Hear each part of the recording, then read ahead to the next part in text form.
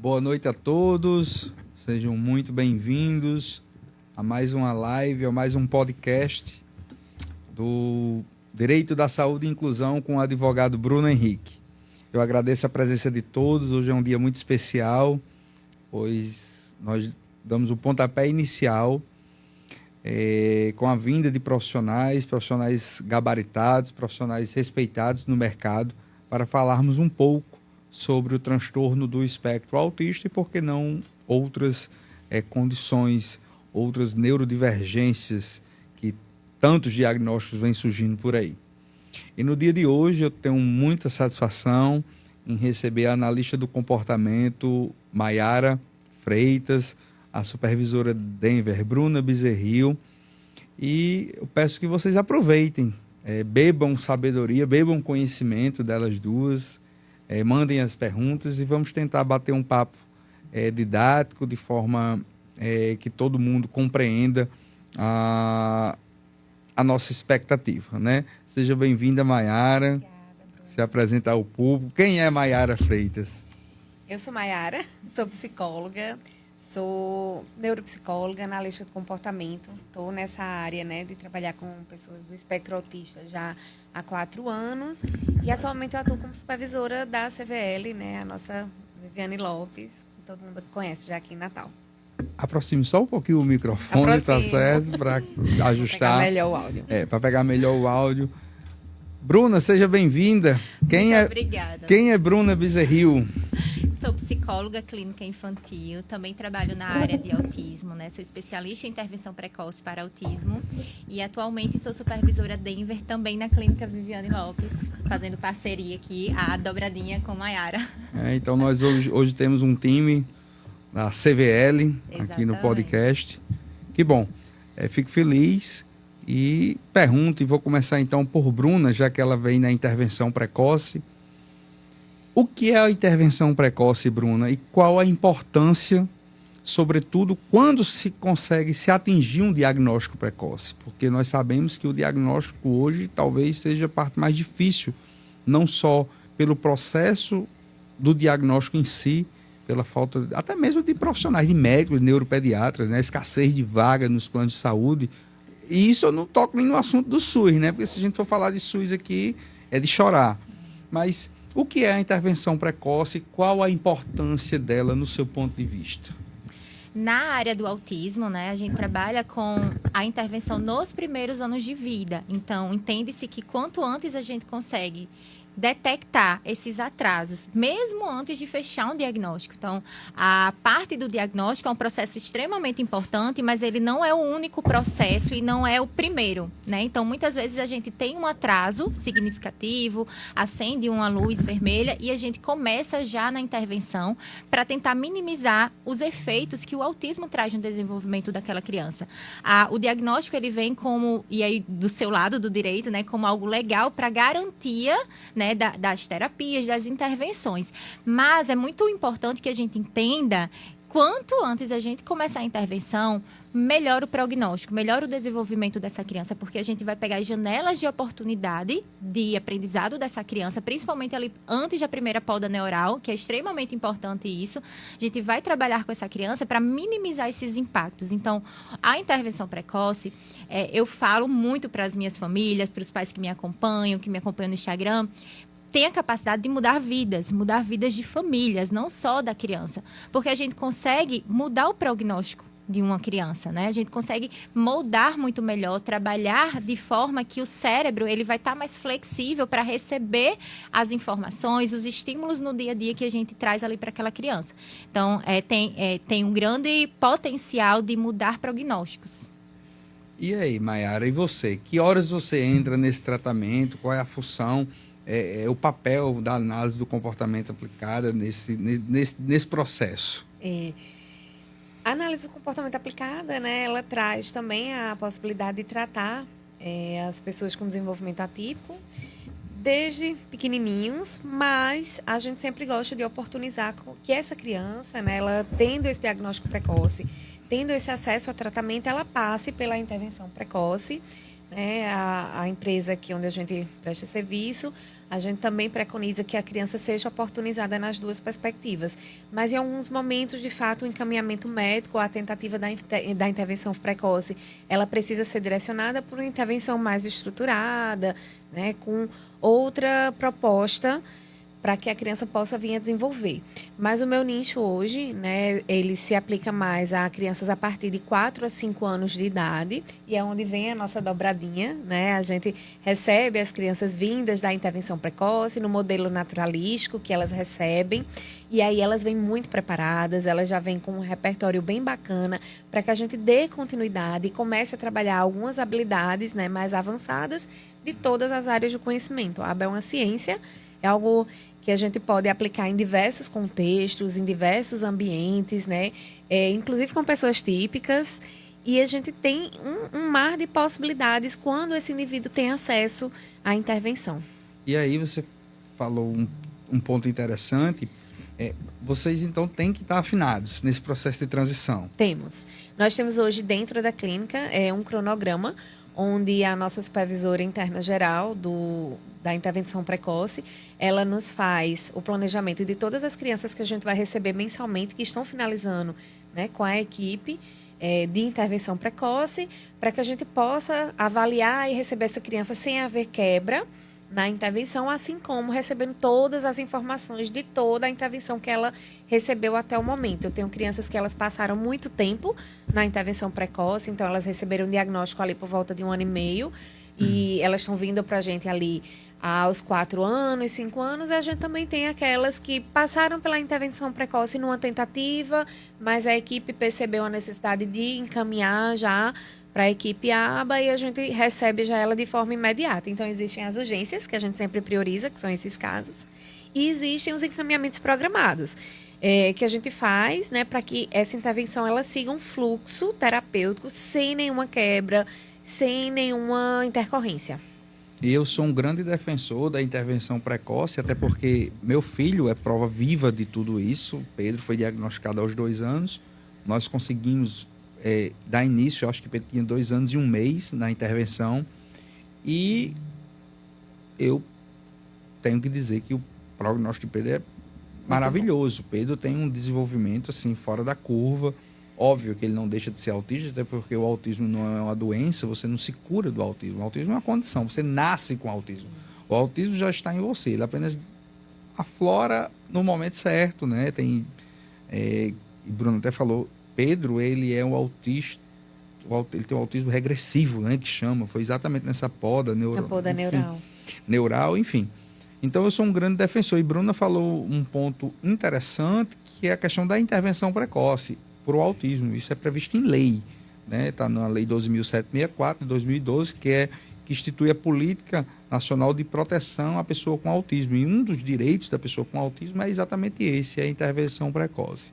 E aí, Bruno, eu lhe pergunto, você como profissional, como especialista, sobretudo tem um foco direcionado à intervenção precoce, você consegue afirmar que um tratamento adequado, uma intervenção precoce, literalmente falando, ela é capaz de mudar o futuro de uma criança, é capaz de diminuir o nível de suporte, é capaz de uma alta se for aplicada de forma adequada? Sim, com toda certeza. E é esse o objetivo da intervenção precoce, é a gente minimizar os impactos que o autismo traz nos primeiros anos de vida do indivíduo. Então, quando a gente faz uma intervenção bem feita, a gente prioriza qualidade, né, intensividade, para que ao longo dos anos, e eu falo muito sobre isso, a gente está priorizando nos primeiros anos de vida uma intervenção que é mais puxada, que é cansativo, porque a gente quer que as nossas crianças brinquem, se divirtam. Então, é muito sofrido também para os pais e para a própria criança abrir mão dessa infância para a criança estar fazendo terapia. Não é fácil, mas quando a gente prioriza isso, a gente dá a oportunidade de lá na frente essa criança ela não necessitar de uma terapia tão intensiva.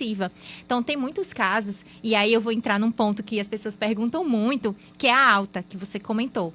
O que é a alta no Denver? Na verdade, a alta de um modelo, né? O Denver é um modelo que foi desenvolvido para crianças de 1 a 5 anos. Aí deixa eu aproveitar o gancho, se querer lhe interromper, mas já lhe interrompendo, que muita gente fala, por exemplo, eu tenho um cliente, aí eu tenho que falar porque é do âmbito privado, que ele tinha a prescrição para Denver e, ao chegar à idade, ele recebeu a alta do modelo Denver e foi a prescrição por UABA. Sim, muito comum. E uma das defesas do plano de saúde foi que era a mesma coisa, que eu não estava discutindo situação. E assim, eu já tinha feito um pedido e aquele pedido já tinha sido julgado de uma forma e eu não tinha por que pedir novamente, porque era a mesma coisa. Aí eu pergunto a você para depois ouvir a opinião de Maiara. No meu ponto de vista leigo, o Denver é um braço do ABA, mas eu queria que você dissesse a quem está nos assistindo o que é isso, que diferença é essa, onde é que como a gente pode explicar, por exemplo, ao plano não é isso, é assim. Sim. O Denver é, como você falou, o ABA é uma ciência, né, que tem ali como principal, né, vamos falar assim, e o Denver, ele é um braço, realmente, é uma das terapias comportamentais que surgiram a partir da análise do comportamento. Não é a mesma coisa, mas bebe da mesma fonte. Tem a base analítica comportamental. Exatamente. E não só da análise do comportamento, a gente também tem o PRT, né, tem a psicologia do desenvolvimento, então a gente tem outras bases que, se somando à análise do comportamento, tem o modelo Denver.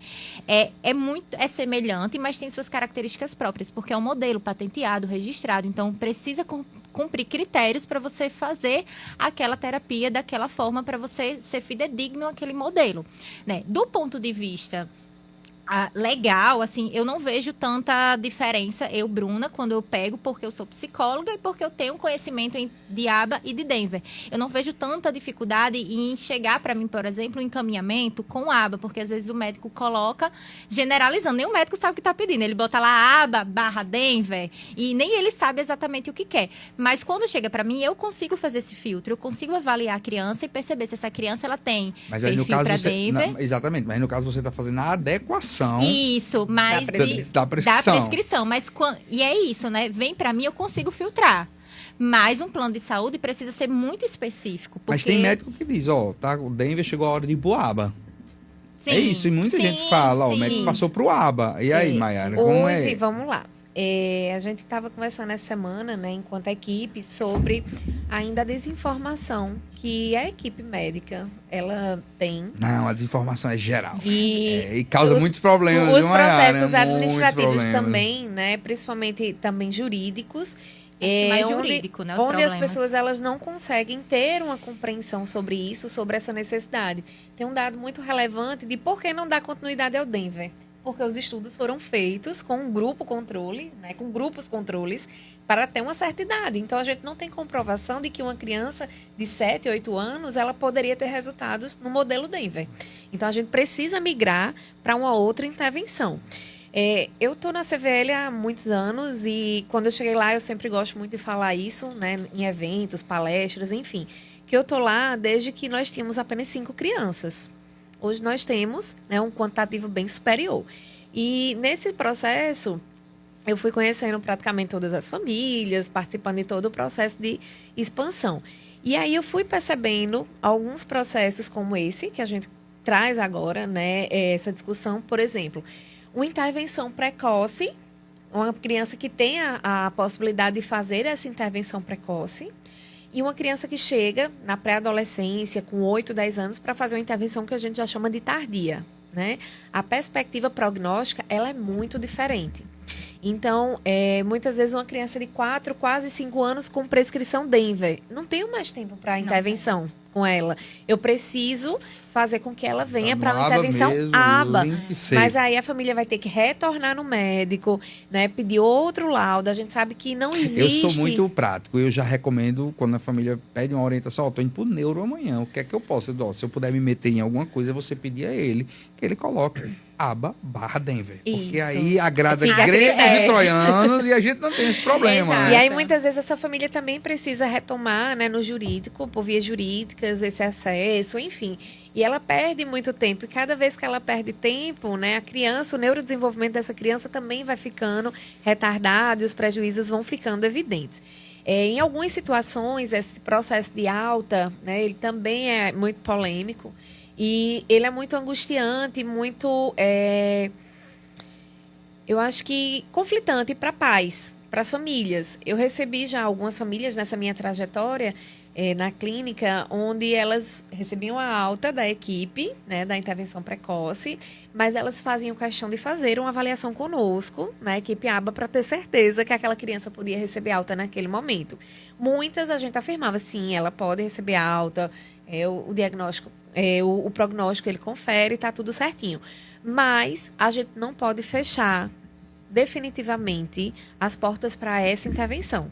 Em algum dado momento, ele pode apresentar um outro atraso, né, uma regressão comportamental, onde a gente necessite retomar a intervenção comportamental intensiva, seja ela no Denver, seja ela no ABA, normalmente vai ser no ABA pela idade. Existe aplicação a título de manutenção? Existe no processo de esvanecimento para alta. Eu vou dar um exemplo bem recente, que é o filho de Bruna, né? Ele era de minha supervisão, Pedro recebeu alta. Pedro já teve uma intervenção intensiva entre 30 e 40 horas no início.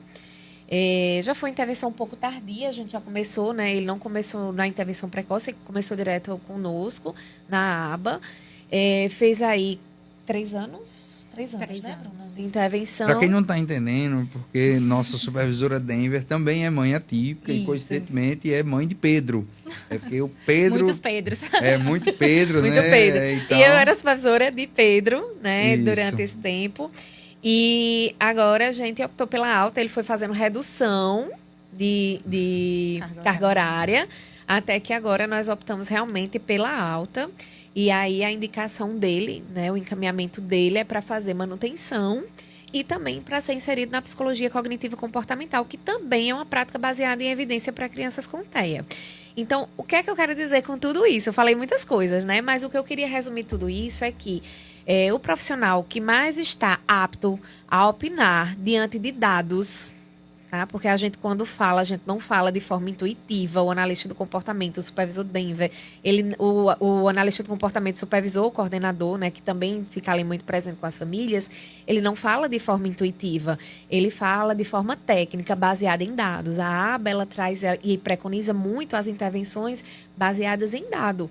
Então, quando a gente faz a tomada de decisão para a alta, a gente tem toda uma trajetória, uma intervenção que nos levou a fazer essa indicação e tomar essa decisão.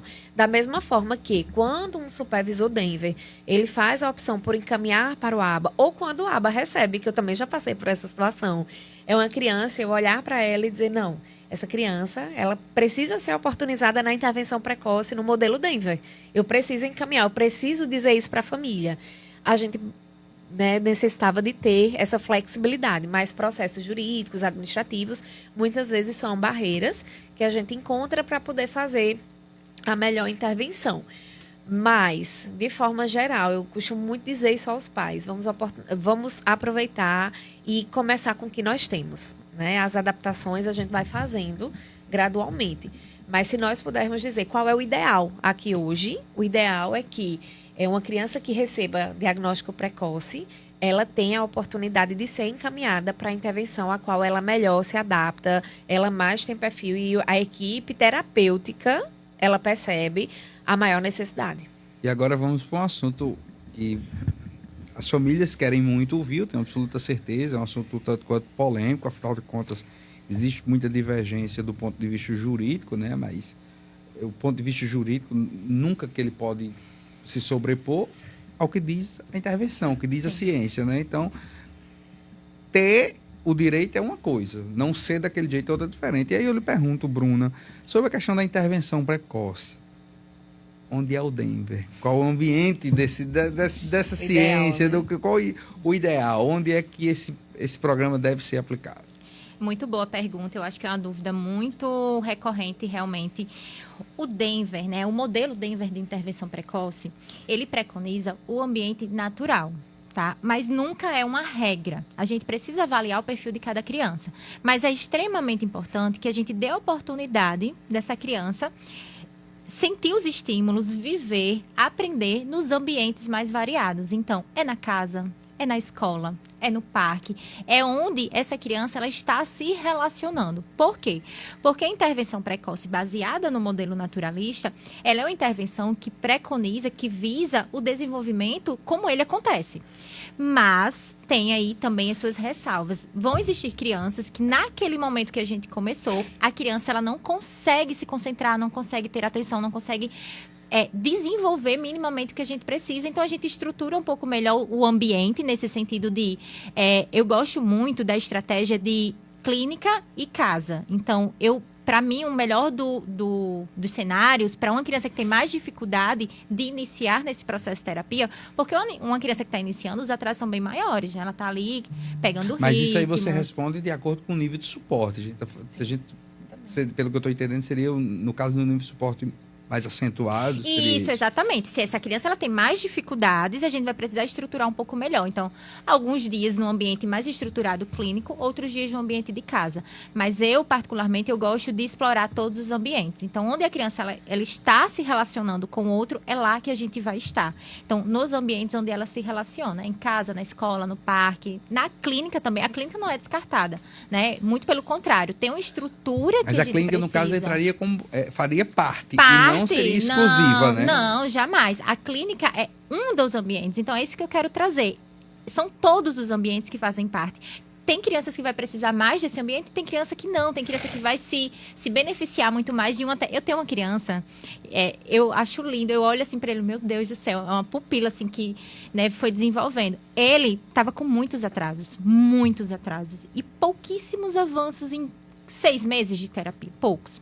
No ambiente mais estruturado de clínica. A gente conseguiu, ele é uma criança aqui próximo ao Natal, a gente conseguiu atendimento domiciliar e essa criança, você olha para ela, você vê o quanto... E a mãe falou isso essa semana comigo, disse, Bruna, parece que tinha um negócio assim, tampando, e abriu.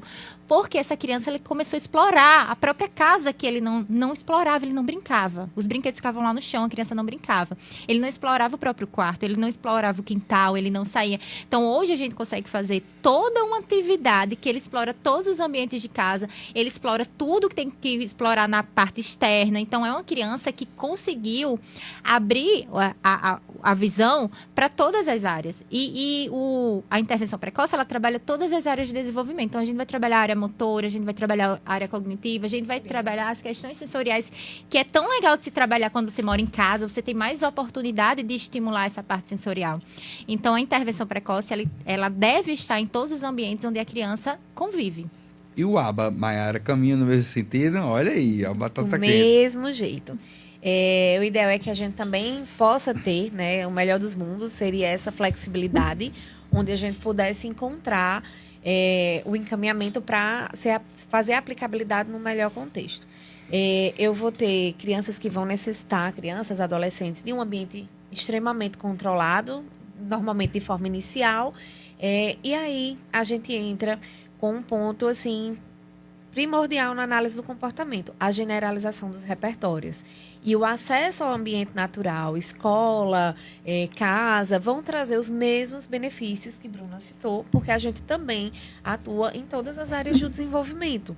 Então, para oportunizar, né, essa generalização desses repertórios, para a gente oportunizar também treinos mais naturalísticos, humanizados, né? Onde a gente realmente possa ter ali o engajamento, a motivação da criança sendo priorizada, a gente também gostaria e indica que seja feita de forma flexível, diante do que a equipe terapêutica ela entende, né, que é a maior necessidade naquele momento, e a gente possa estar fazendo essa intervenção.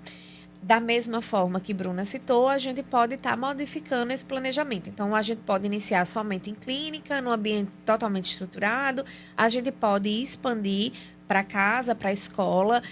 Dentro da clínica, outra coisa que é super importante é a gente ter os treinos de habilidade social acontecendo. Até porque, se a gente pensar no DSM-5, nós temos lá um dos critérios diagnósticos, né, principais, a inabilidade social, déficit na comunicação e interação social. Então, a gente precisa promover para essas crianças, né, quando a gente pensa em inabilidade social, os treinos de habilidade social. E eles devem iniciar também com texto estruturado em ambiente clínico e serem expandidos para os ambientes naturais. Por exemplo, a escola é uma excelente oportunidade de treino de HS. Né? Casa é uma excelente oportunidade para treinos de autocuidado, promover autonomia, generalização de repertórios de comunicação. Os pais precisam de modelo, eles precisam participar de forma integral dessa intervenção. Pode ser feito na clínica, essa inclusão do pai? Pode. A gente também faz o treino parental dentro de ambiente clínico.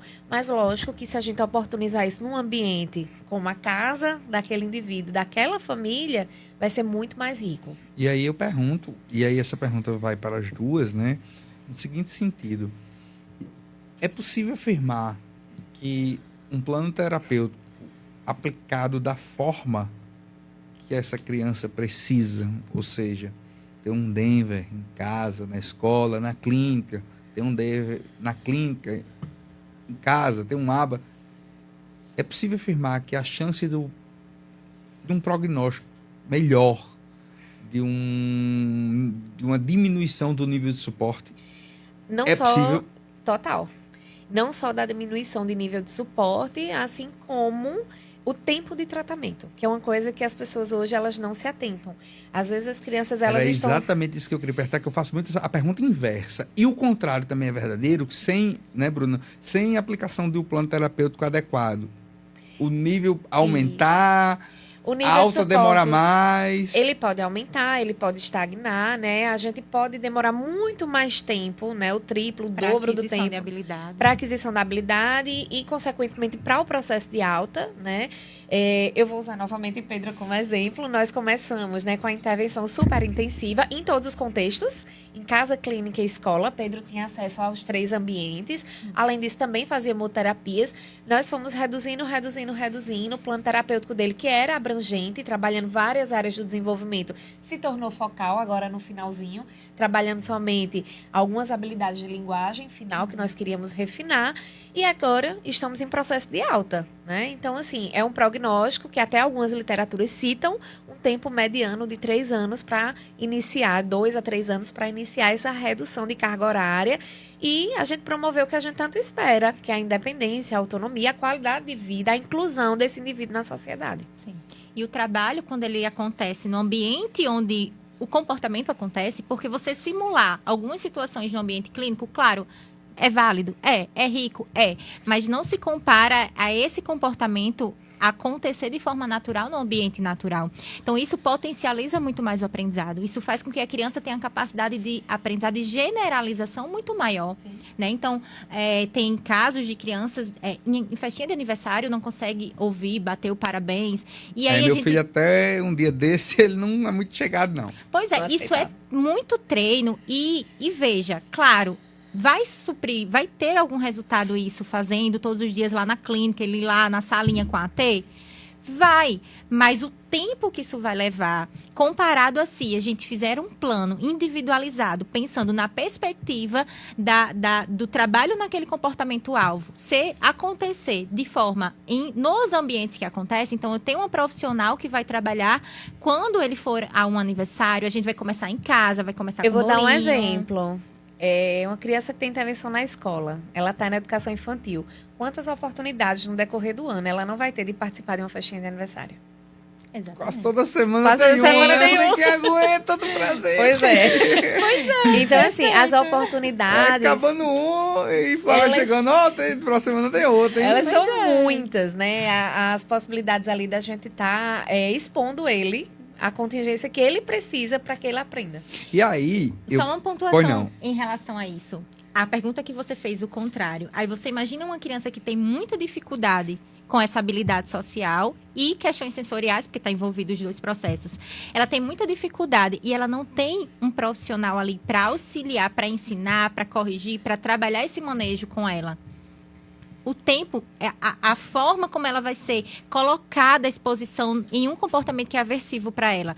Isso vai fazer com que ela tenha aversão ao aniversário, porque toda semana ela está indo a um aniversário sem ser preparada para aquilo. Sem ter um profissional que vai ajudar nesse processo. Então, o tempo de aprender essa habilidade... vai causar aversão eterna. Pode fazer o efeito O efeito contrário do que a gente traumático, gostaria. né? Por isso a Então- importância de um profissional com aquela criança naquele ambiente. Então, é muito rico, é muito sério isso, né? E aí eu quero falar, né? Vocês que estão nos assistindo, quiserem mandar suas perguntas, podem mandar. E eu quero falar também para... E aí é uma fala minha, de responsabilidade minha, para as operadoras de plano de saúde, que eu sei que vocês estão nos assistindo, porque não é de hoje. A gente tem que pensar na gestão empresarial do hoje e do amanhã. A partir do momento que vocês negam o tratamento dessas crianças, tratamento que é obrigatório, tratamento que é previsto na lei, na resolução 539 da ANS, vocês estão aumentando a probabilidade de acentuar cada vez mais a despesa que vocês tanto defendem que não podem ter porque vão quebrar. Então, se você botar uma criança de 2 anos de idade, 3 anos de idade, fazer uma intervenção precoce de maneira adequada, tendo Denver em casa, tendo Denver na escola, você está dando uma chance maior para essa criança. E aí a gente foge, vamos escapar do lado humanitário da coisa, do lado cidadão da coisa, vamos falar do lado empresarial, da obtenção de lucro como empresa. Você tem uma chance muito maior, né, de ver essa criança receber uma alta, de ver essa criança ter um nível de suporte diminuído a partir do momento que você dá o tratamento adequado. Mas eu acho que aí é um mérito, uma discussão que vai muito além da fala de Bruno como advogado, porque eu já estou me cansando de falar, mas não vou desistir de falar. E aí eu aproveito o gancho para entrar também num assunto que se chama o assistente terapeuta, né? Quem é o assistente terapeuta? Quem é essa figura que se fala que é uma pessoa que não tem profissão regulamentada, que não é profissional de saúde? Quem é o assistente terapêutico, Bruno? O assistente terapêutico, ele é um profissional técnico, né? Então, é um profissional que ele não tem uma... Ainda no Brasil existem algumas discussões, mas é um profissional que a gente tem ali na ponta do nosso trabalho. Então, ele vai aplicar, replicar, seguir as nossas orientações de um plano terapêutico que é todo conduzido e supervisionado. Então, esse profissional necessariamente precisa de um supervisor para dar aporte, para dar segurança, para conduzir aquele trabalho. Então, ele vai estar no dia a dia com a criança, ele vai estar aplicando aquilo que a gente desenvolve semana após semana. No caso da intervenção precoce, a gente tem supervisão semanal com esse profissional e com a família. Então, todas as ações, todas as condutas que são realizadas são direcionadas pelo supervisor e é de responsabilidade daquele supervisor. O assistente terapêutico, Maiara, é ele que está na clínica aplicando também, é o aplicador ABA? Também, o aplicador ABA, ele segue a mesma base, né, do que Bruna falou, mas, de fato, você falou uma coisa muito importante, né? Vou dar 2 passinhos para trás. Primeiro que a gente fala muito de operadoras de saúde, mas a gente também tem que lembrar que a gente não tem política pública, né, nenhuma, o SUS não tem nenhum suporte para essas crianças. E, na sequência, a gente entra com outra discussão. Não é uma profissão regulamentada no Brasil. O analista do comportamento, supervisor, coordenador, nem o aplicador. Então, nós não temos ainda, né, esse amparo por um conselho profissional. É uma luta que a gente vem, né, há alguns anos. Nós temos uma associação que não tem poder deliberativo, que ela tem um poder orientativo, que é a BPMC, né, que ela recomenda através de uma acreditação que foi publicada em 2020, que ela traz lá uma prestação de serviço muito bem estruturada, né, uma proposta muito bacana, onde o aplicador ABA, agora vamos responder a pergunta, ele pode ser um profissional, ele é um profissional técnico, como a Bruna falou, e ele pode ser um profissional com formação a nível médio e que tenha minimamente uma formação de 40 horas de conteúdos específicos em análise do comportamento. E ele até hoje, né, a gente está em processo na certificação da CABA-BR, que é uma certificação nacional, que a gente tem tentado também, né, com que a classe venha a aderir, para que a gente garanta essa prestação de serviço de qualidade. E lá ele até especifica, né, o eixo de conhecimento obrigatório para que, por exemplo, um aplicador tire sua certificação através da CABA-BR. Então, nós vamos ter ali um eixo de conhecimento específico para o aplicador, para o coordenador e para o supervisor, e indicação também de formações que a gente entende que essas pessoas possam ou devam ter, né? Ele deve também ser supervisionado de carga horária proporcional. Algumas empresas, diante da alta demanda, né, que a gente tem no Brasil hoje, um crescimento exponencial de TEA, né, elas têm feito suas adaptações.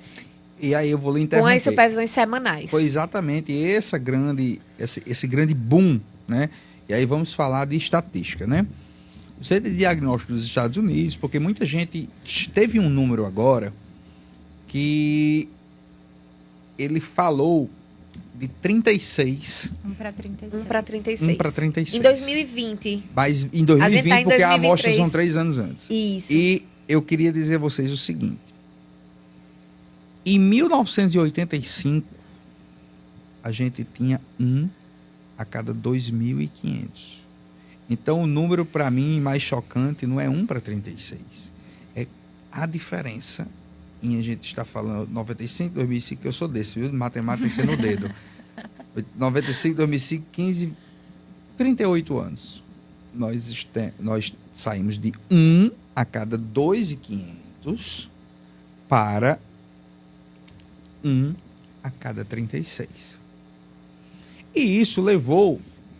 Aí se discutia muito a questão rol da ANS, não só para a questão do tratamento de autismo. O que é o rol? O rol, aquela lista de procedimentos dos planos de saúde, porque Maiara fez um adendo sobre a questão do SUS. Política pública do SUS não existe. Nenhum. Hoje, se você tem uma criança diagnosticada com autismo, você não vai conseguir nenhum médico, porque só você vai ter o clínico geral e não desfazendo o clínico geral, até porque o clínico geral é uma especialidade médica. Existe residência médica de clínica médica, sem ser repetitivo. Então, não é mais desmerecendo, mas quem tem que avaliar um neuro, pelo menos um neurologista, um neuropediatra, dependendo da idade, um psiquiatra. E muitas vezes o diagnóstico tardio, ele provém disso. A família não tem acesso à saúde Exato. e no SUS Aí ela não o consegue, médico especializado, nem para o diagnóstico. Que nem eu estava entrevistando a doutora Jéssica, semana passada aqui, conversando com ela, disse, eu trabalho no SUS, eu mando fazer uma TO, aonde que não tem? Uma física que não tem nada. Aba, ninguém sabe nem ouviu falar. Então, teve esse boom das crianças com autismo, porque eu de criança, muita gente se pergunta por que tanto diagnóstico? Porque a gente está tendo um tratamento mais adequado, enfim.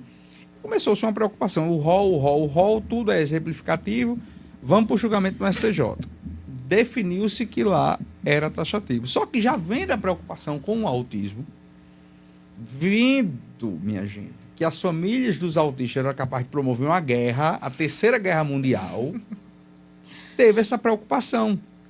E o ministro relator, Luiz Felipe Salomão, deixou muito claro, eu estou deixando de fora do julgamento a questão do ABA e do tratamento do autismo. Só que quando ele disse estou deixando de fora o ABA, não se houve uma definição, Maiara. Como é que vai ser esse ABA? Aí começou. Teve juiz aqui no Rio Grande do Norte, uma juíza aqui no Rio Grande do Norte, eu digo porque eu sei, não foi ninguém que me disse, que no outro dia do julgamento do rol, ela deu uma decisão assim, rol taxativo e acabou-se. E aí, as famílias, e foi uma luta encabeçada, eu tenho muito orgulho de dizer que fiz parte, com Sarita lá em São Paulo, com o pessoal do Brasil inteiro, para a edição da resolução 539 da ANS. E aí, essa edição tem um ofício, acho que é 38 ou 39, que fala sobre questão de métodos para autismo, DIR, Flurtime e entre outros do ABA, do DEM. E só fala do ABA, é obrigatório. Quem é o ABA? O que é ABA? De onde veio? Ninguém ouviu falar. Que profissão é essa? Tem regulamentação? Não tem. E aí Maiara vem dizer, o analista não é regulamentado, ninguém é regulamentado. E aí, como é que faz? Mas a ANS está mandando fazer. Os planos são obrigados a fazer. E aí onde vem o plano com as brechas? Aí o plano diz, mas o assistente terapeuta não é regulamentado. Mas não está na clínica, você não autoriza na clínica, então por que você não autoriza fora? Não tem um curso? Cabe ao supervisor tomar conta disso. Então, é uma questão, Maiara, que você tem... É urgente. Essa questão de regulamentação, de se entender melhor, porque eu vejo decisões, não vai ter aba na escola, em casa, porque não é profissão regulamentada. Então, fazendo associação à psicologia. Os médicos, eles prescrevem assim. E é uma informação importante a gente dizer para que todo mundo está assistindo essa live. A prescrição, às vezes, ela vem assim. Psicólogo, aplicação, ser supervisionado pelo psicólogo analista de comportamento. Aí coloca lá, psicologia, método ABA. ABA não é método. Aí vamos para a aula, né? ABA não é método. Psicologia né? não é dona da ABA. Nem é uma profissão, uma especialização, nem uma profissão ainda reconhecida pelo Conselho Federal de Psicologia. Nós não somos uma especialização que pertence à psicologia, tá? Análise do comportamento. Independente. ABA não é método, né? É uma ciência. É uma ciência. Então, psicologia, método ABA. Então, é uma prescrição que a gente vê como ela vem inadequada. eu já tive acesso a prescrições que vêm assim, PEX, P-E-X. Né? Então, assim, eu tô preocupante. Brompiti, Sabe nem o que é que né? tá Então, passando, assim, na verdade, eu tô né? sugerindo coisas que eu ouvi falar. Aí isso tira a credibilidade da coisa. Exatamente. Isso Eu tira- ouvi falar, achei que ia ser legal, né? E Porque assim, o ABA, todo mundo sabe, pelo menos era para quem convive com autismo saber, que é o tratamento hoje padrão ouro para o autismo, né? Sim. Inquestionável. Um juiz fazendo uma live comigo, com um analista, com o Liz, ele disse, mas não tem comprovação. Ela olhou para ele assim, o senhor sabe do que o senhor está dizendo? Foi engraçado que ele ficou assim, deu uma ré. O senhor sabe o que o senhor está dizendo?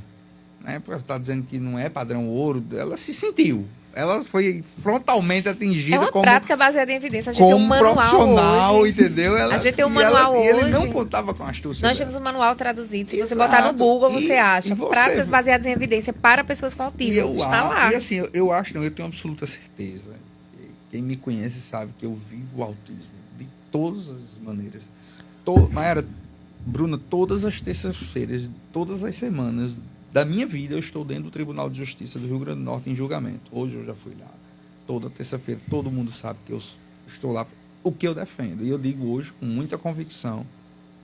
Isso aqui eu já conversei com alguns juízes informalmente. Óbvio que a gente não pode botar dentro dos processos certas falas, mas a falta da regulamentação complica muito a situação. Se a gente tivesse um assistente terapêutico que tivesse uma profissão regulamentada, e aí tem que partir para os nossos deputados, nossos senadores. Infelizmente, o Rio Grande do Norte é um estado pequeno, arcaico, sem força. Então tem que partir de alguém, regulamentar a profissão, botar nível superior. E eu digo a vocês sabem por quê que eles não querem? O plano não tem o menor interesse de pagar um assistente terapêutico formado, um psicólogo, um TO. Seria o mundo ideal.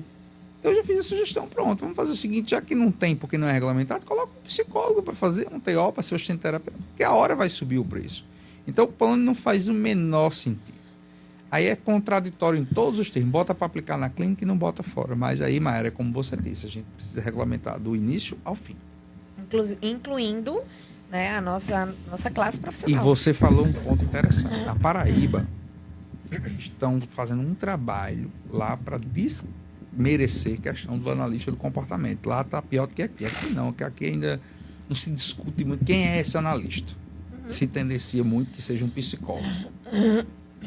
Eu vejo a maioria dos lados de psicologia infantil, aí método Denver, ABA e tal. E lá na Paraíba estão desacreditando. Para colocar o quê? Só o psicólogo para fazer, qualquer psicólogo para fazer A isso. BPMC ela é muito clara, né, nessa acreditação que foi publicada em 2020, que é profissional da saúde e educação.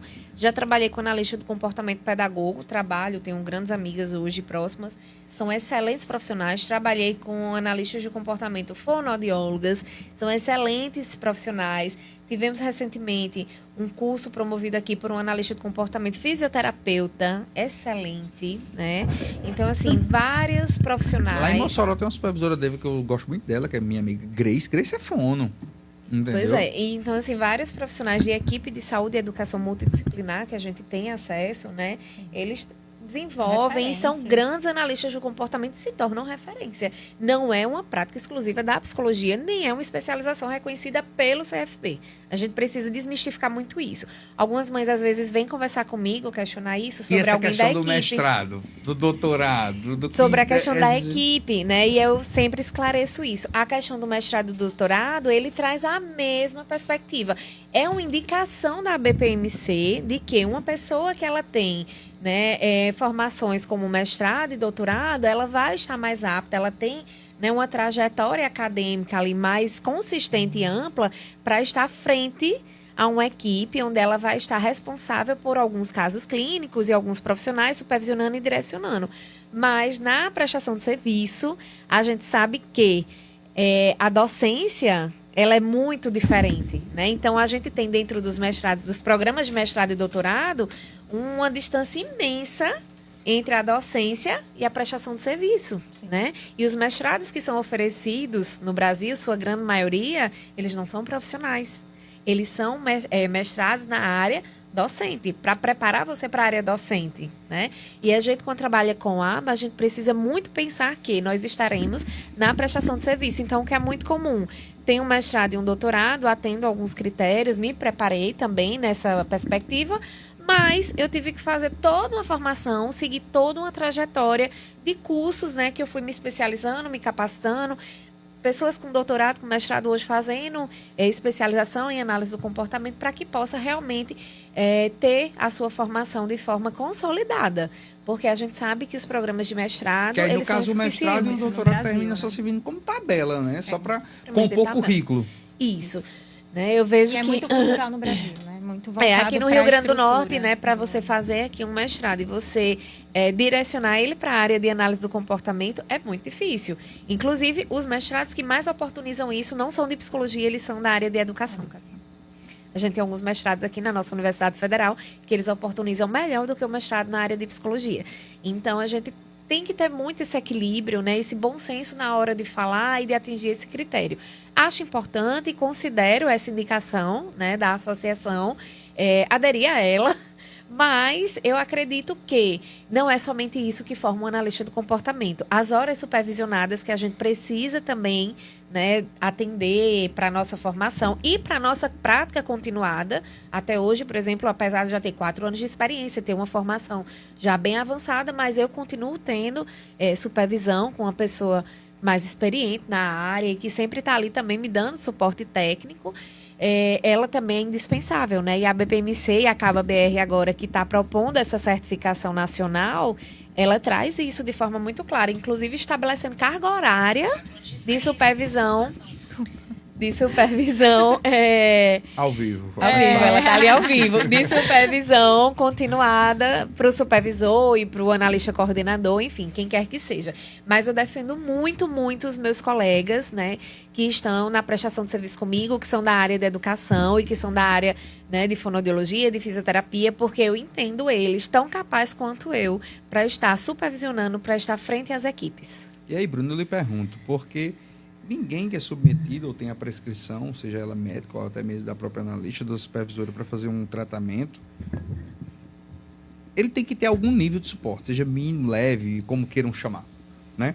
E aí eu lhe pergunto, o Denver em si, ele tem uma carga horária mínima para ter uma eficácia reconhecidamente comprovada, se for menos do que aquilo, e aí eu não trago nem debate questão de ambiente, eu falo realmente em carga horária, porque se discute muito a questão da intensividade, né? Eu já vi juiz falar, como é que pode? 30 horas por semana, 20 horas, isso não existe. E antes, né? Agora que está se compreendendo melhor essa situação. E aí eu lhe pergunto, você que já pega no primeiro momento, como é que funciona? Ao vivo é assim, viu? Muito boa essa pergunta, porque eu tento, no dia a dia, desmistificar muito isso. A gente sabe que o Denver, ele vem de uma base, né, primordial e principal da análise do comportamento e a gente segue algumas premissas, segue o modelo. Então, a gente trabalha com uma terapia comportamental intensiva. O que isso significa? A gente precisa minimamente de horas de intervenção, porque a gente preconiza também a repetição, a estimulação diariamente. Tendo este ponto, ok, é uma intervenção comportamental intensiva. E aí vamos para as horas, de fato, no dia a dia ali com a criança. Eu já peguei mães me falando, se não for 3 horas, não é Denver, porque o neuro disse para mim que ele não está fazendo Denver porque não faz 3 horas. Se perguntar, às vezes o neuro sabe o que é Denver, né? Exatamente. E aí eu sempre falo, olha, lá no site do Instituto MIT, que é o instituto lá na Califórnia, onde foi desenvolvido o modelo e é onde a gente faz a nossa formação, tem um artigo que faz uma comparação entre a intervenção de 2 horas para 3 horas diárias. E eles não conseguiram ver diferença no resultado final. Por quê? O que mais importa, lógico que eu não estou falando aqui de uma diferença de você aplicar, de você fazer uma terapia uma vez na semana para uma terapia que é todos os dias. Mas, assim, essa diferença entre 2 horas, 3 horas por dia é uma diferença que, se você foca na qualidade da intervenção, respeitando o limite daquela criança, no final, você não vai ver tanta diferença, tá? Então, hoje em dia, a gente trabalha muito com a terapia entre 2 a 3 horas diárias. Bruna, a gente pode fazer só 3 vezes na semana, 4 vezes na semana? Depende. Eu gosto de fazer já quando a gente está ali no finalzinho, para fazer essa dobradinha quando a gente vai passar para o ABA. Mas lá no início, eu prefiro fazer menos horas, mas todos os dias. Por quê? Porque eu vou oportunizar essa criança a ter aquele estímulo diário. Exatamente. Então, é mais... E já aconteceu. Mas tem que ser minimamente 10 horas por semana. Tem que ser 15. Então, eu não posso ir todos os dias. Vamos fazer 4, 5 horas num dia. No outro dia não vai. No outro dia faz 4, 5 horas. Eu não gosto dessa prática. Eu prefiro fazer menos horas todos os dias do que eu intensificar 4, 5 horas ali com a criança no dia, a criança num pico de exaustão, uma criança de 3 anos, você 4 horas ali com ela, a criança já está morta, né, de cansada realmente, não só fisicamente, porque o Denver ele exige muito mais da criança do que a estrutura do ABA na terapia, a gente tem toda uma estrutura de trabalho mais dinâmica que exige fisicamente, mas também mentalmente, aquele cansaço mesmo mental da criança tá ali trabalhando, porque a gente fala que o brincar da criança é o trabalho dela, né, então eu vou mais por essa abordagem, então tem um estudo lá no Mind que faz essa comparação e a gente não vê grandes diferenças no final. E essa questão, Mayara, de ser abaixo de 10 horas como currículo mínimo, faz sentido? Faz sentido. Nós temos alguns estudos e algumas literaturas que eles apontam, né, os grupos de comparação de crianças que fizeram menos de 10 horas, crianças que tiveram resultados superiores fazendo 10 horas e até muito mais do que 10 horas, chegando ali às 40 horas, 30 horas de forma intensiva. E aí eu vou apresentar um trabalho essa semana num congresso em Recife. E eu fiz meu próprio estudo para levar para o trabalho, né, com um grupo controle. E nesse estudo que eu fiz, eu vou apresentar os dados dele. E ele mostra exatamente isso.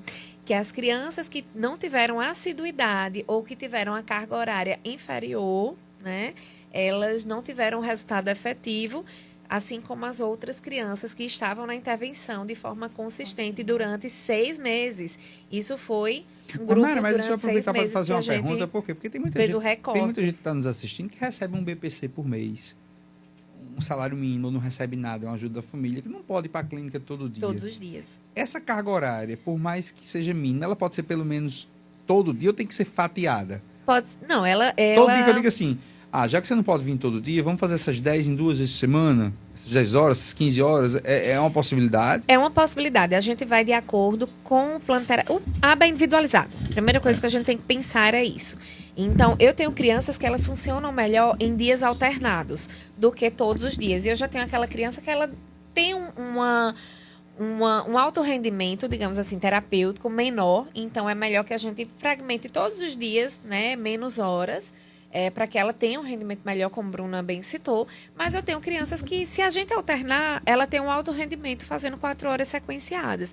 E não são 4 horas, é importante a gente enfatizar isso, dentro de uma sala, com um aplicador, fazendo níveis de repetição exaustivas. Ela pode ter, né, um suporte para fazer ali um plano terapêutico, uma intervenção mais abrangente, em ambientes específicos. Para isso, existem treinos de habilidades sociais, treinos de autocuidado. Então, a gente pode também, durante essas 4 horas, trabalhar em ambiente externo, trabalhar em piscina, trabalhar numa casa terapêutica, como a gente dispõe aqui, e fazer um mix, né, de ensino de habilidades. A intervenção é a mesma, mas aí de ensino de habilidades onde não vai ser exaustivo para essa criança. Qual é a unidade de Viviane, que é a casa terapêutica? A unidade Life, que é aqui em Lagoa Nova. É porque em Lagoa Nova tem 5 clínicas, minha querida. Você fala a Life que 3. Lagoa Nova é meio difícil. A unidade Life 1. É porque é Life 1, 2 e 3. Na Rua Almeida Barreto. É a primeira, assim, da rua. Mesma rua do IAP Cursos. Que Pedro fez lá quando inaugurou. E aí Pedro fazia exatamente dessa forma. Ele fazia dias alternados. Porque tem aquela que enfrenta a Carole, a vizinha Carole. Mais para baixo um pouquinho. Ali, né? Isso. A mais próxima do IAP. Aqui tem aquele elevador na calçada, né? Isso. De acessibilidade. Pedro fazia exatamente dessa forma que eu estou colocando aqui. Ele fazia dias alternados, ele fazia um momento de treino individualizado, um momento do treino de autocuidado e um momento do treino dele também de habilidades sociais. Então, ele tinha ali as intervenções dele. Tem uma pergunta para fazer aqui. De forma bem organizada. Que vai ser um pouco polêmica, porque se vocês responderem com a verdade 100%, eu acho que amanhã vai ter um bombardeio na clínica dos pacientes, que tem uma pessoa perguntando sobre a efetividade do ABA na clínica, né? Tendo em vista, e essa pergunta se diz muito por causa dessas negativas, e a gente chegou a uma conclusão já que eu desconheço qualquer clínica que não recomende a questão da intervenção em ambiente natural. Eu desconheço. Aliás, tem só um analista que ele não faz casa. A ideia dele é escola, no máximo, e clínica. Ele tem as razões dele, mas é o entendimento dele. Sim. Tá? Mas as demais, então, o que se vê é uma controvérsia, uma imposição, infelizmente. E aí eu digo mais uma vez, porque as meninas não tem nada a ver com a minha opinião, é uma imposição dos planos, né? Que aí, mais uma vez, eu também convido a vocês, donos de clínica, a se unirem, a sentarem para conversar como é que vocês vão tomar alguma atitude. Será que vocês vão ficar aceitando esse tipo de desmando até quando? Porque quando vai frigir os ovos, as famílias, os pacientes ficam com raiva de vocês. É com raiva do terapeuta, é com raiva da clínica, quando na verdade nem tem isso, enfim. Mas como eu não quero entrar nesse mérito, fica a reflexão. E aí eu quero lhe fazer essa pergunta, Maiara e a Bruna, eu quero a resposta das duas para a mesma pergunta, sobre a efetividade realmente desse tratamento na clínica. Eu gosto do atendimento em clínica, Mas você da gosta por intervenção ser em bom clínica. ou por ser melhor do que nada? Vamos É lá, necessário. para duas, tem algumas ressalvas aí. Eu gosto da intervenção em ambiente clínico. Normalmente na intervenção em aba, em algum momento vai ser necessário essa intervenção. Hoje, Meu filho hoje faz na clínica também.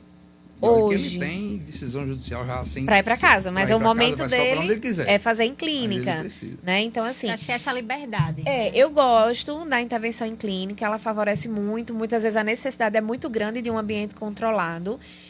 A clínica a qual eu atuo nela, ela me dá uma possibilidade imensa de explorar alguns ambientes, né? Ambiente externo, piscina, casa terapêutica, enfim. A gente tem ali uma estrutura física muito boa, mas não é a realidade de todas as clínicas, né? Eu acho que é uma exceção. Aquela clínica green ali da Avenida Rui Barbosa é uma casa, literalmente. É uma falando, exceção. Com um gramado, né? Então, você assim, é uma consegue- exceção, mas, assim, é muito rica nossas intervenções em ambiente clínico.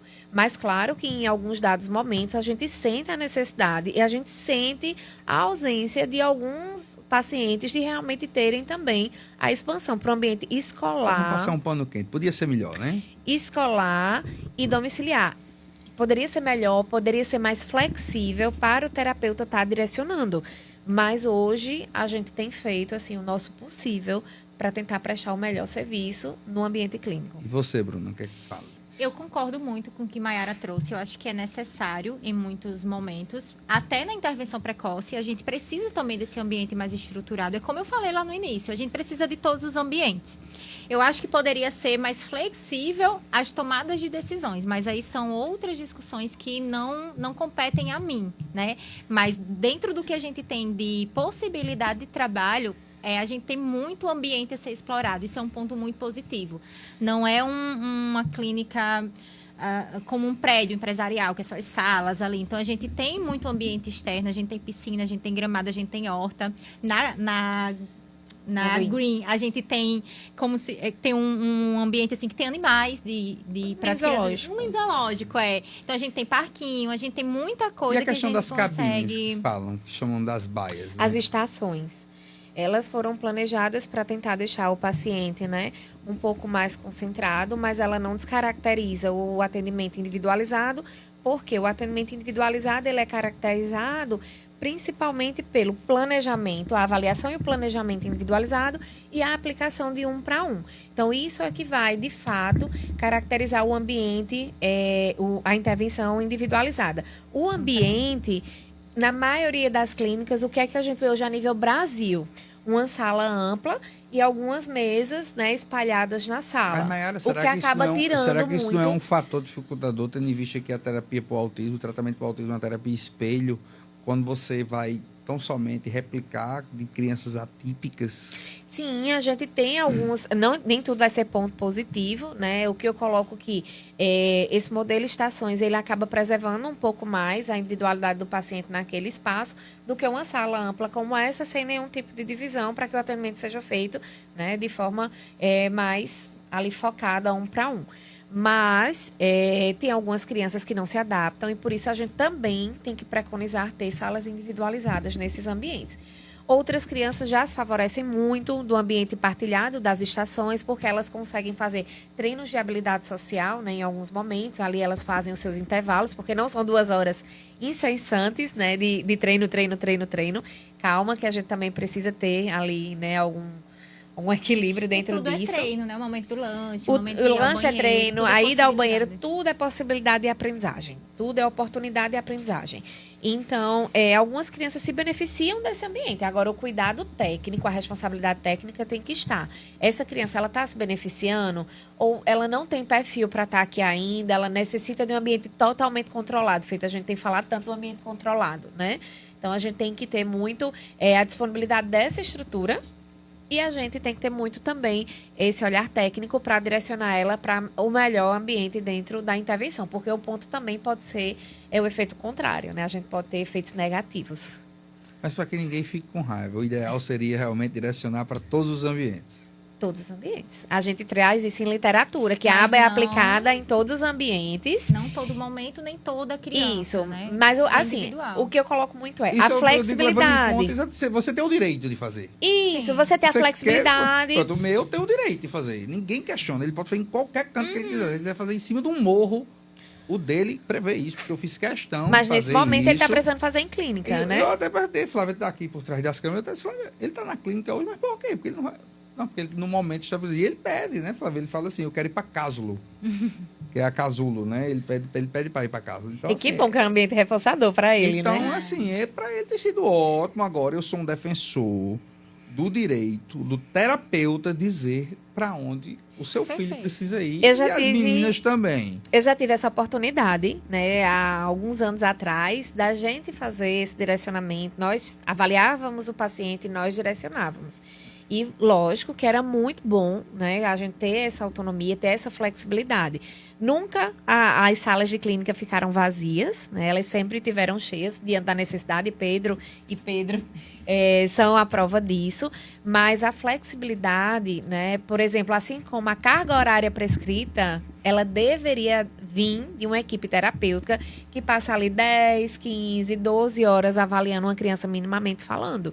Então, se você faz uma consulta médica de 40 minutos, uma triagem, E até porque se a não se mãe compara. vem um relatório da escola falando de certas necessidades, você pode dizer, ó, é o momento aqui a gente botar mais horas aqui na escola e passar Exatamente. do início ao fim. Aí eu pergunto a vocês, que querem também misturar. Tem 2 perguntas, já que a gente já vai passando de 1 hora de live, todo mundo aqui tem criança em casa e a gente já está caminhando para o fim. Mas tem 2 pontos que eu não posso deixar de abordar.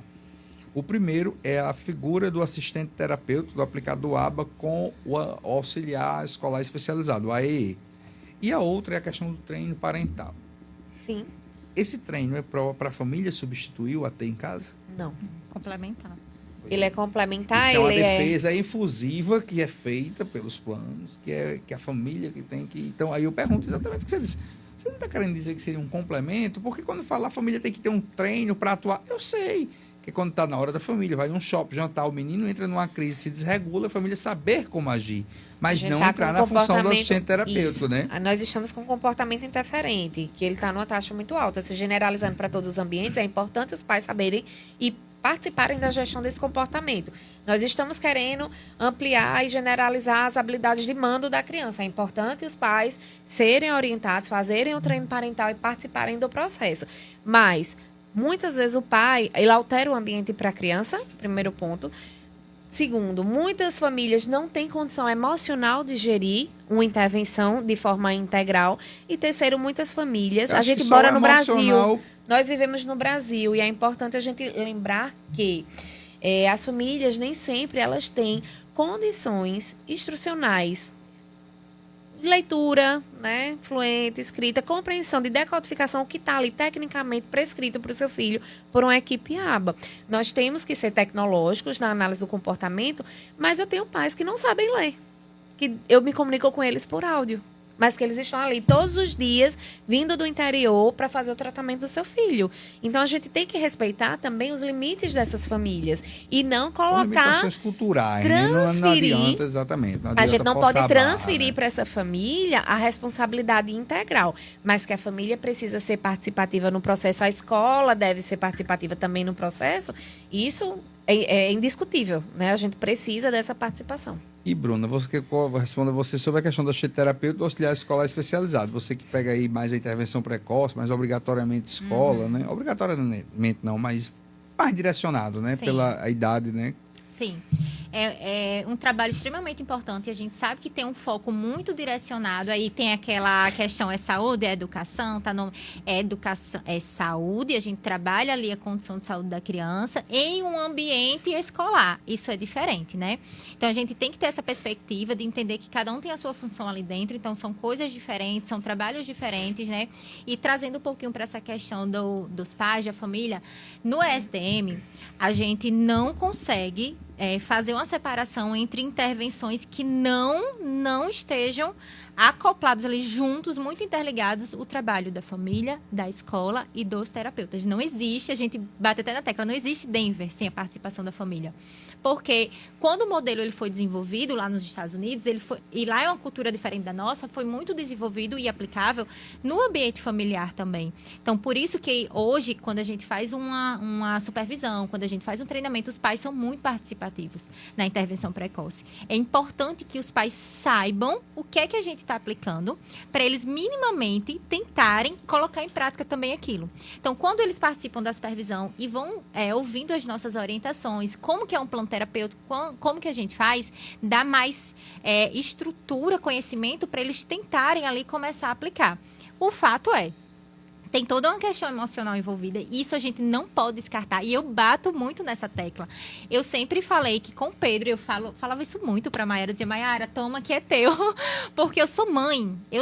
Então eu tinha minha limitação. Por mais que eu tenha conhecimento, mas eu tenho uma limitação emocional em lidar com algumas questões do meu filho, que ela vai ter uma isenção muito maior, porque ela tá ali puramente como Bruno, profissional eu vou fazer dela. só uma ressalva aqui. A gente tem um estudo americano, foi publicado numa revista de muita credibilidade, que ele traz para a gente uma informação que a gente, se pensar nela, a gente vai parar e vai ter todas as respostas aqui. O estresse de uma mãe de uma criança com TEA, ela é equivalente ao de um soldado da Segunda Guerra Mundial. Os níveis de estresse que foram medidos, tá? É um estudo americano, né? Como eu falei, ele tem uma comprovação do que ele traz, né? E a gente pode mensurar por aí o quanto essa família não pode, muitas vezes, assumir de forma integral, né? Então, ela deve e precisa ser participativa totalmente no processo. Mas assumir de forma integral, eu não acho que seja o ideal. E cada um é de uma forma, né?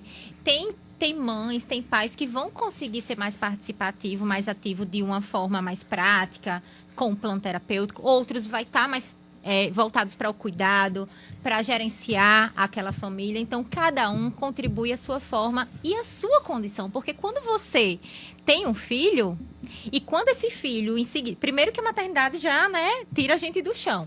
E aí, quando em seguida vem um diagnóstico de autismo, ele não vem com a cartinha dizendo, olha, a partir de agora você é mãe atípica e você vai fazer isso, isso e isso, você vai ter que seguir esse manual. Não tem, é uma construção, a gente não está preparado para isso. Algumas mães vão mergulhar nesse universo, vão arregaçar as mangas e vão lá vão trabalhar na área, vão estudar, vão querer aprender. Outras não vão ter estrutura psicológica para se envolver tanto com isso. E está tudo bem, porque a gente aqui, a gente é profissional para dar esse apoio que elas precisam. Então, eu sempre falo assim, algumas mães vão ter perfis de mães terapeutas, outras não. E tá tudo bem, porque o importante é ela estar disponível, ela ouvir as recomendações, ouvir os direcionamentos que o profissional dá, ela tentar minimamente ali sem culpa, sem precisar colocar a cabeça no travesseiro e chorar porque não tá dando conta de brincar, de estimular, eu não consigo fazer isso com meu filho e chorar e se desesperar. Não precisa, né? A gente tem que dar as mãos, tem que se unir e tem que passar pelo processo. Eu acho que o nosso trabalho também, eu acho que por sermos psicólogas, né? É acolher. A gente também... E trabalhar dentro da condição dessa família.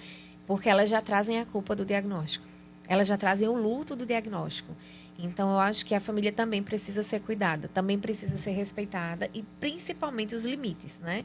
E não ser alvo de terceirização, de responsabilização. A gente, enquanto sociedade, né? Enquanto terapeuta, a gente precisa também ter um olhar cuidadoso para as famílias. E com essa fala espetacular, para deixar com gostinho de quero mais, vamos caminhar para o nosso encerramento. Afinal de contas, todo mundo aqui tem cria em casa. E aí eu deixo o microfone aberto para despedida de vocês. Eu ia pedir um recado para as famílias, mas eu acho que já foi dado mais do que... Enfim, tem muita gente aí agradecendo. Eu acho que Muitas com as famílias. falas de vocês conseguiram atingir. Eu tiro pela minha, né? Que está aqui por trás das mãe câmeras aqui chorando, emocionada, né? emocionando. Então, foi muito necessário, né? Nós tivemos aí uma audiência em média de 50 a 60 pessoas numa live. Isso não é um número pequeno. Não, jamais. Eu sou acostumado a fazer lives, não é um número pequeno. Nós temos números aí de influencer com milhares de seguidores que não atingem essa meta. Então, estamos todos de parabéns. E aí eu deixo o microfone aberto para as despedidas e deixo desde logo o convite para que a gente possa fazer a parte 2 em breve. Eu queria só agradecer, né? Acho que foi um momento muito rico. A gente pôde levar muita informação para as famílias, né? A gente pôde levar muita reflexão para a sociedade. E eu acho que momentos como esse, eles vêm a agregar, né? A gente vive uma sociedade que precisa incluir as crianças, adolescentes e adultos com autismo. O número, ele é alarmante e ele é crescente. Então, nós precisamos, de fato, abraçar a causa.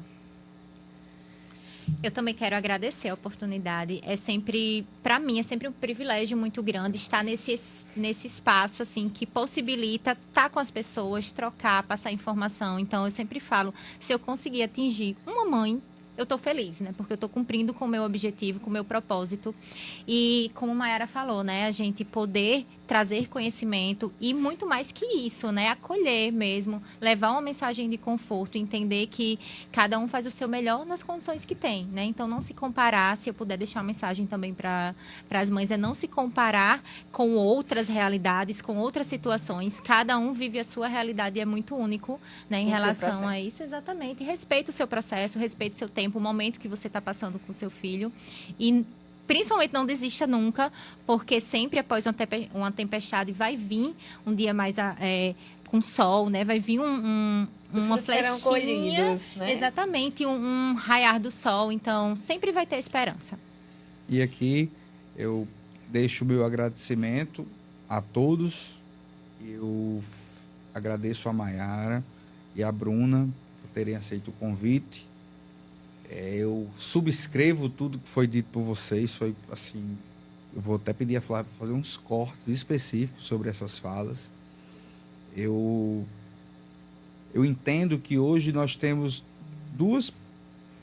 dois pontos que são indispensáveis no tratamento de uma criança, e aí eu vou me referir, sem hipocrisia, às que têm ainda o direito de um plano de saúde, que são as famílias e os profissionais e as clínicas, né?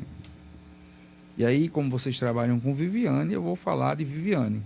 Viviane começou a clínica dela fazendo tratamento sentada no chão com os pacientes dela sozinha, pelo método Padovan, De forma gratuita. de forma gratuita. Eu acho que era ela e Adna que faziam esse... A Adna era assistente. E ano passado, inclusive, eu tive uns pegas com Viviane, falei algumas injustiças com ela, ela também falou comigo, e a gente terminou se arranhando, mas Viviane foi uma pessoa que teve muito acolhimento pelo meu filho, ela tem acolhimento pelos pacientes dela, tanto é que as pessoas que conhecem Viviane